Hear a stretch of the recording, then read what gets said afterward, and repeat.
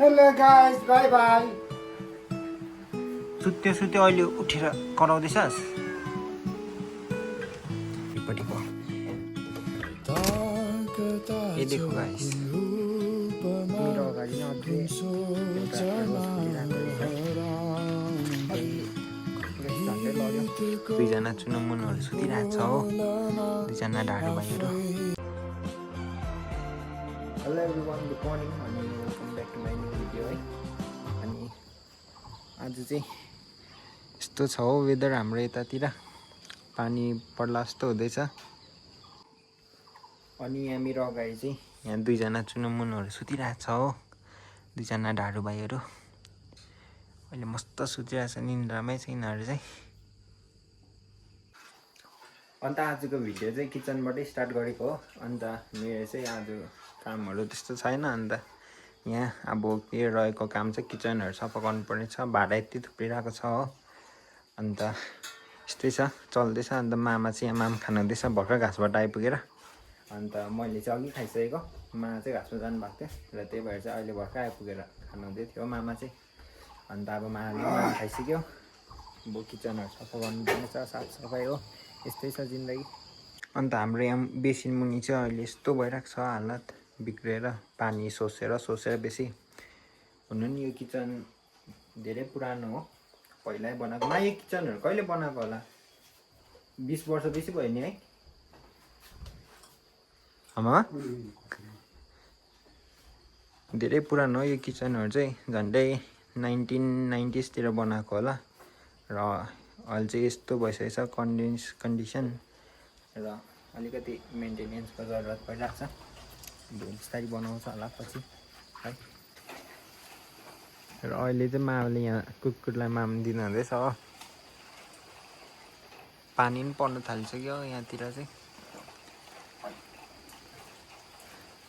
अहिले चाहिँ दुईवटा मात्रै छ चाहिँ हाम्रो कति 3टा कुकुर छ हो तिनीहरू सुतिरहेको होला तलतिर अनि यहाँ अगाडि चाहिँ 3टा सिलिन्डर राखिरहेको छ है यो चाहिँ खाली सिलिन्डर हो भर्नुपर्ने छ अन्त गाडी आउँछ भन्दै थियो अस्ति आउँछ भन्दै थियो त्यही भएर निकालेको थिएँ र अझैसम्म आइपुगेको छैन सिलिन्डरको गाडी चाहिँ अन्त आज नै आउँछ भन्दै थियो खै हेरौँ आउँछ कि आउँदैन है अहिले चाहिँ यिनीहरू उठ्दैछ हो मलाई हेर्दै अब चाहिँ निन्द्रा पुग्यो जस्तो लाग्यो यिनीहरूको अब उठ्ने बेला हुँदैछ यिनीहरूको र मेरो चाहिँ काम अझैसम्म सकेको छैन हो अलिक टाइम लाग्छ अन्त मामाले चाहिँ यहाँ कुखुराको लागि खाना रेडी पार्दैछ हो कुकुरलाई दिइसक्यो अब कुखुराको लागि यहाँ हेर्नु नि हाई भन्नु नि Hello guys, bye bye. अनि हामीले हिजो मुला रोपेको चाहिँ उ तल हो है यहाँ तल बारीमा अलिअलि त देख्दै रहेछ त्यस्तो क्लियरली देखेकै छैन र त्यहीँ रोपेको थिएँ गाई छ हामीले चाहिँ मुला र अहिले चाहिँ म बिरालोलाई माम मुसाइदिन आँटेको है अहिले चाहिँ यिनीहरू भर्खर उठेर प्याउ प्याउ गर्दै कराउँदैछ हो अब यिनीहरूलाई चाहिँ माम दिन आँटेको अहिले चाहिँ भर्खर उठेर कराउँदैछ कि साला सुत्यो अहिले उठेर कराउँदैछस् अब यिनीहरूलाई माम दिन्छ ल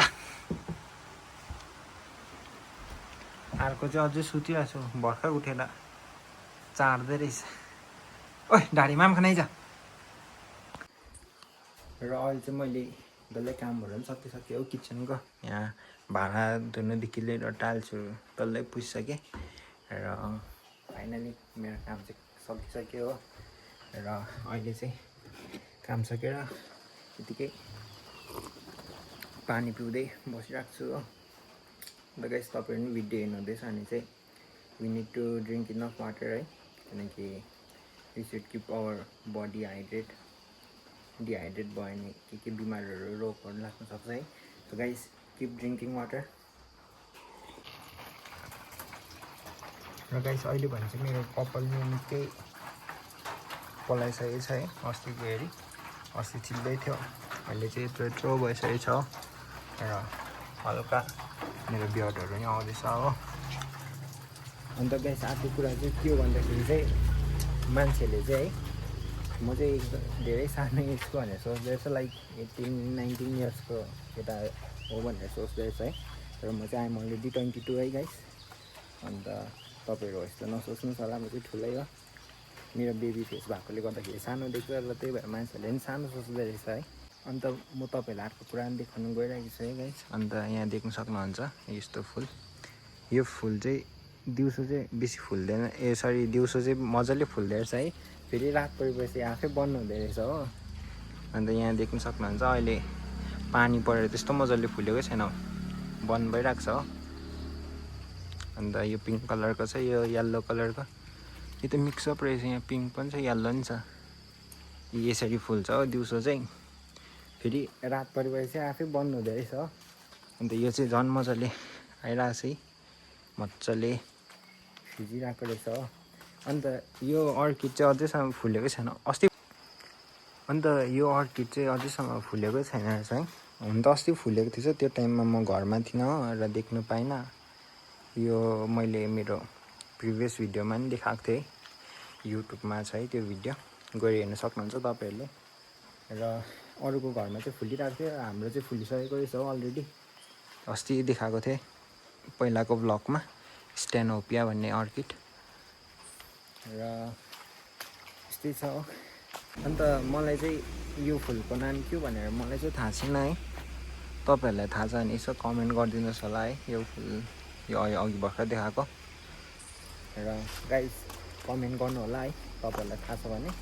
र हिजो चाहिँ टन घाम लागिरहेको थियो, आज चाहिँ पुरा पानी परिरहेको छ हो।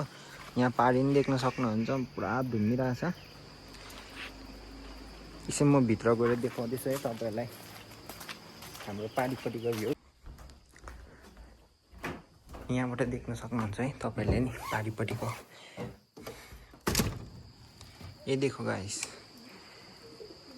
यहाँको भ्यू के छ है, केही देखेकै छैन रहेछ देख्नु चाहिँ। तर दामी देख्छ यहाँ माथिबाट हाइट भएकोले गर्दाखेरि। न त गाइस मन पऱ्यो भने लाइक गर्नु होला है। अनि यहाँ पनि यो फुल दामी फुलिरहेको रहेछ हो। यसको नि मलाई नाम चाहिँ थाहा छैन, यसको नाम तपाईँहरूलाई थाहा छ भने कमेन्ट गरिदिनु है। र अस्ति देखाएको चाहिँ यो हिबिस्कस भन्ने, यो चाहिँ फुलिसकेछ। अहिले चाहिँ 1-2वटा मात्रै रहेछ। र अहिले चाहिँ काम सकिसक्यो है। र मामा चाहिँ यहाँ उदास भएर बसिरहेको रहेछ। हेलो भन्नु नि। मामा उदास भएर बसिरहेछ, मामा नि काम सकेर मस्किँदै। अनि यहाँ मेरो अगाडि नै अझै एउटा रोज फुलिरहेको रहेछ है। अरे गाइस झन्डै लड्यो, यहाँ देख्न सक्नुहुन्छ है रोज। यो चाहिँ लाइट रेड कलरमा रहेछ है। यहाँ यस्तो लेउ लागिरहेछ कि झन्डै चिप्लेर पछाड्यो।